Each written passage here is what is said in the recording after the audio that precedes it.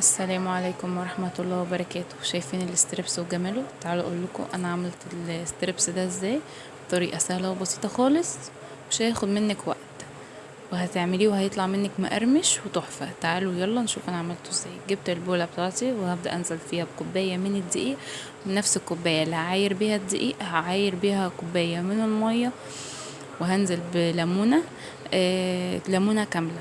يعني هعصر ليمونة كاملة لو انا عندي كمية كبيرة، تعصري نص ليمونة لو الكمية بتاعتك صغيرة.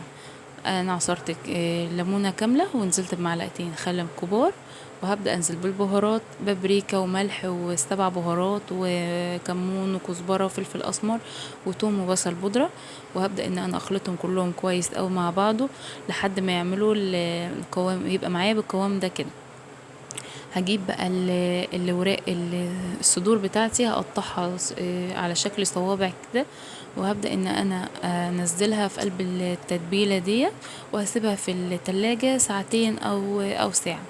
هبدأ اجيب بقى الدقيق بتاعي وهبدأ احط نفس البهارات بتاعتي عليها، وبعد ده كان شكلها بعد ما سبتها ساعتين.